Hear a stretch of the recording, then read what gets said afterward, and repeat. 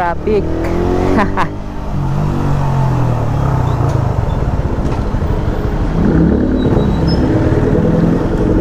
Alright mga bro, welcome sa ating vlog. For today's video ay pupunta lang tayo sa Matay na. Pupunta lang tayo may ano lang ko, may yatid lang ko and angkas ko, tapos balik din ako.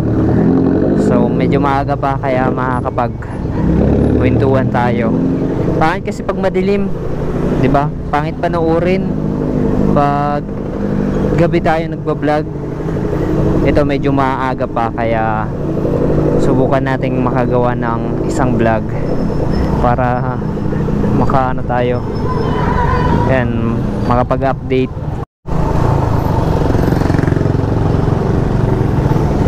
Sana mag-record ka ng maayos. Biglang namamatay yung GoPro ko. Ay, nagre-record naman. Tagal.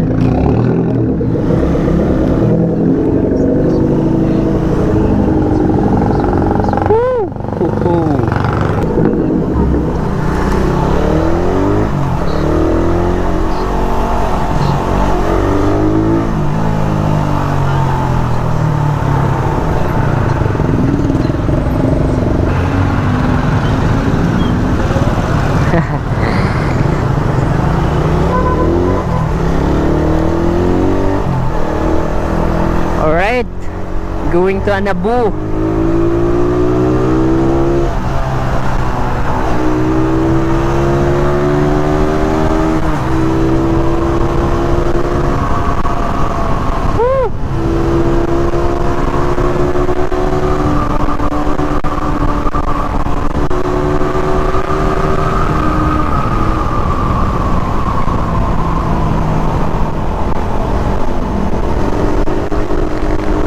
Yung gulong ko nakakatakot.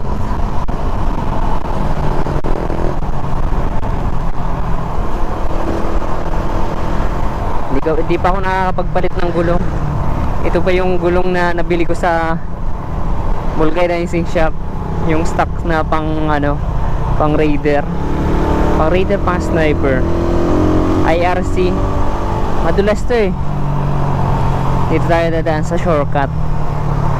Dito na ako dumadaan lagi kasi talagang shortcut, madali lang makapunta dun sa Anabu 1C.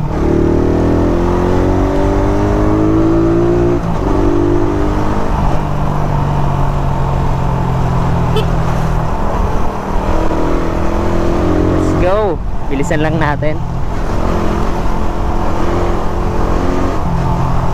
Ang liwanag pa ganito eh. Kahit ako pag nanonood ako ng mga vlog ng ibang content creator, ng motovlogger,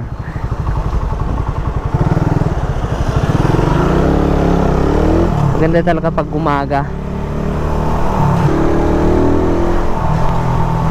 Itong dinadaanan natin, ito yung Tansang Luma, and papunta to ng Barangay Hall. So kung pabalik tayo, papunta to na ang Imus Lumina, yung tagos nun, dun sa may crossing sa may Alphamart. Tama ba? Oo, Kakalubak.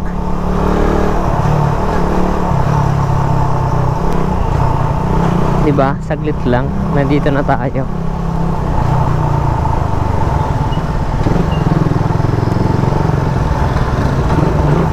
Kisa kung iikot tayo dun sa may buhay na tubig, sa may crossing dun, medyo malayo-layo yun, saka nagkakaroon din ng traffic dun pagdating dun sa kanto. Ito, ano ko lang eh, mamaya dun rin tayo dadaan.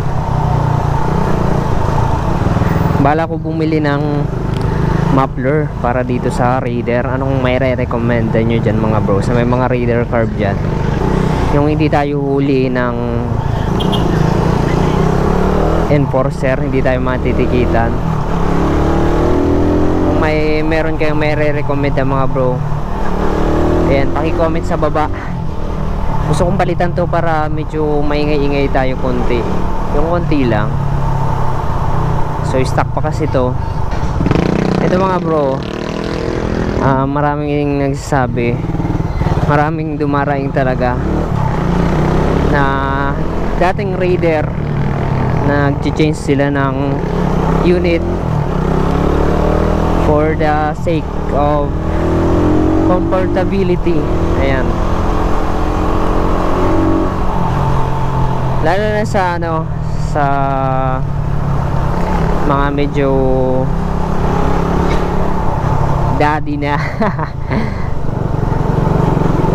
nagpapalit sila ng motor na yung maganda yung riding position, hindi masyadong nakakangalay. At ito, may nagtatanong sa akin kung goods daw tong pang city driving.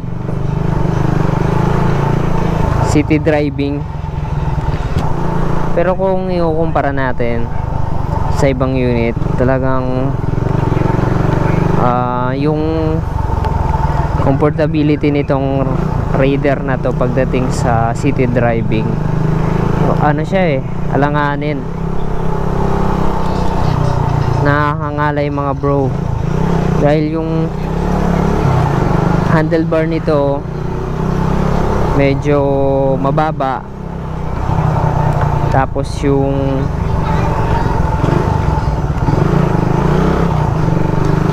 upuan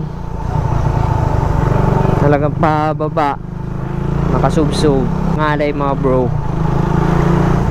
traffic.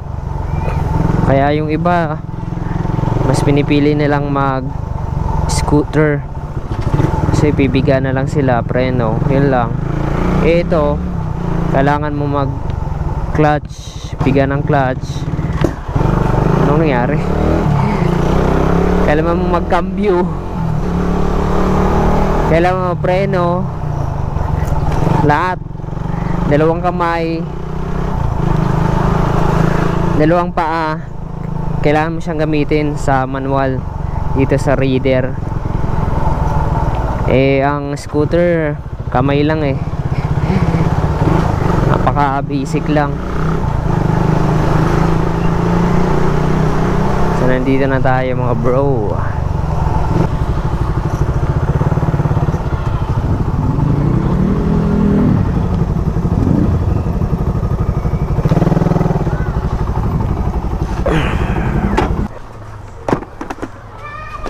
Diyan na lang yan.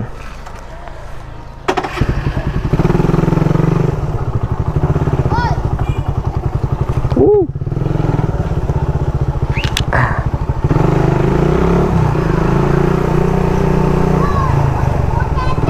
Sige. Nakakabalisa. Okay, wag naman sana.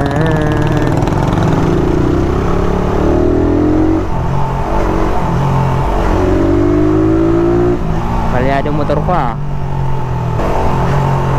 Ano kaya kung i-swap ko to sa Raider FI? Add cash, add swap.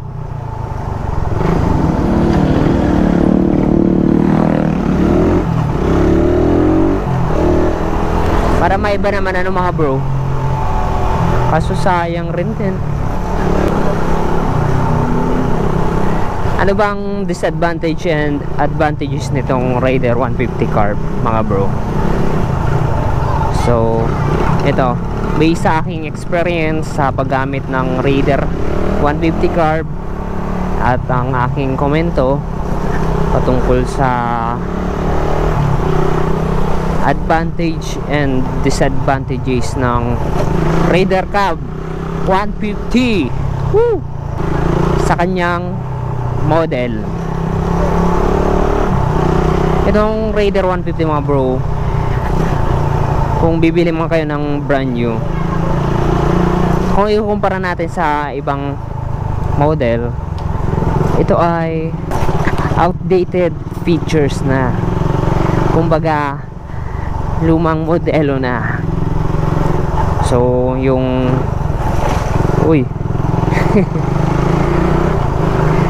naka carb type, analog display, Yung looks niya okay pa naman. Maganda pa naman yung looks, hindi siya naluluma tingnan sa forma, sa design. Unahin natin advantage ng Raider Carb. Ang advantage nito, simple lang yung disenyo niya. Ayan, konti lang yung nakakabit na device, parts. So, konti lang yung aayusin, di ba? Konti lang aayusin. Sa karburador, kayang gawin. Hindi mo na kailangan na ang scanner kasi hindi naman to FI na may ECU. So, wala siyang wala siyang masyadong, saka ayan, matibay makina nito. Karburador, napakadaling ayusin yan mga bro. Hindi mo na kailangan ng magaling na mekaniko. Maintenance, yun, maintenance. Ayan, pasok to sa low maintenance cost. Maganda to sa mga hindi masyadong katangkaran. 5'4" ako mga bro. 5'5" pala. Saktong sakto sa akin. Kaya sa may mga height na 5 flat to 5'6", maganda to. Or 5'7", naangkop yung yung taas nyo, tangkad nyo dito sa motor na to. Ayun. At madali siyang isingit kasi manipis yung body nito, body frame. Sa singitan sa traffic, napakadaling isingit nito mga bro. Hindi masyadong malapad.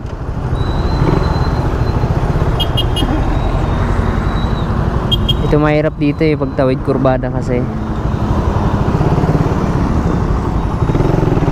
Ganda nun Ay, ay. Ay. Ganda nun, Kawasaki Z900. So ito yung Raider FI yung tipis rin ito ng niya, ng kanyang body frame. So napakadaling i-drive lang pati nito. Ayan, wala ka nang kung ano pang gagawin mo, susian mo lang, i-on mo, i-push button mo yung starter, then clutch, cambio, okay na, tatakbo na.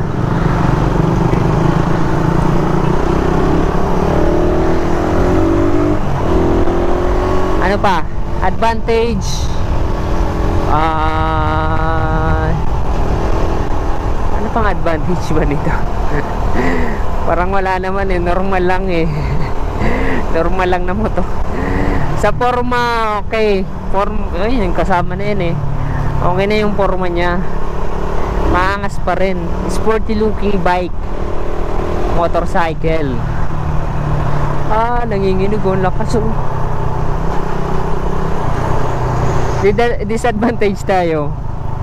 Ito, disadvantage, pero parang marami-rami yung disadvantage nitong motor na to Disadvantage, madaling madisgrasya. Ayan, malaki yung makina, maliit yung frame, maliit yung gulong.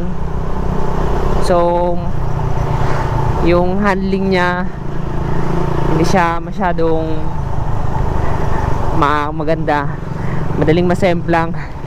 Kaya ito yung lagi nadidisgrasya Ewan ko ba kung na-overpowered siguro ng makina yung body frame niya. Kaya yun, pag nakadali ng bato, ng aso, semplang agad. Ayun. Panglawang disadvantage, medyo makonsumo sa gas kung ikukumpara natin sa FI. Ayan, medyo matipid talaga yung FI Pero kapag ratrata na, yun, doon nagbabago. Pero kung normal drive lang, mas matipid yung FI kung susumahin. Underpower siguro, o sabihin natin underpower na tong motor na to kasi yung meron ng Raider FI mas malakas yon. Pero kaya niya pa rin makipagsabayan sa mga latest model. Ano pa, ito maingay na makina. Naka double overhead camshaft. Yung iba naiingayan pero normal to. Pero may mga lumalabas pa rin na talagang nagkakaproblema sa makina. Pero kung maayos yung maintenance, nasa period of time ang ating pag-change oil, pag-tune up, ay okay lang, wala kang problemahin. Matibay yung makina na to.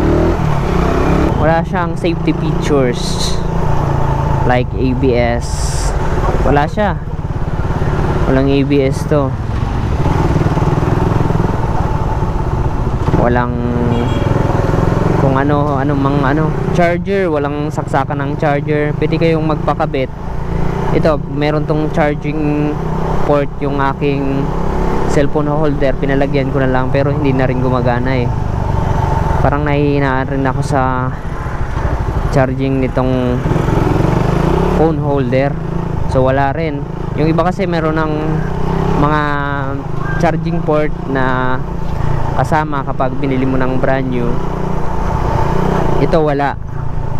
And then comfortability, yun, wala. Comfortability, nako, sa mga naka scooter dyan tapos mag Raider carb kayo, nako, magrereklamo lang, mangalay sa kamay, sa likod, lalo na pag long drive.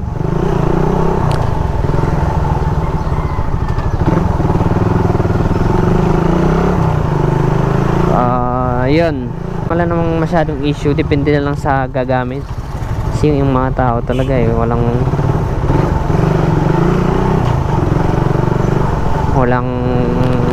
matinong motor sa taong gumagamit, hindi makontento eh. Yun lang masasabi ko mga bro.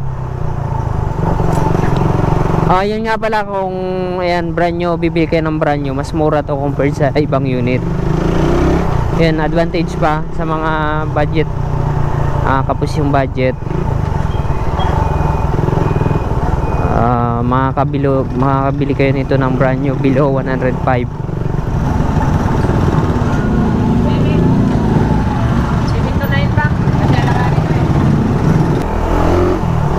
Mura lang to mga bro. Yan, maraming salamat sa panonood. Malapit na ako.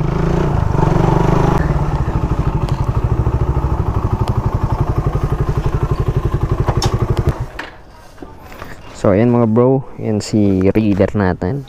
Tinanggalan ko ng leg shield para manipis tingnan. Hindi masyadong nakakapagod pag nililinisan. Ay, pagka may papark dito, pwede maglaw. So yan mga bro, dito ko lang matatapusin tong video na to. Maraming salamat sa panonood.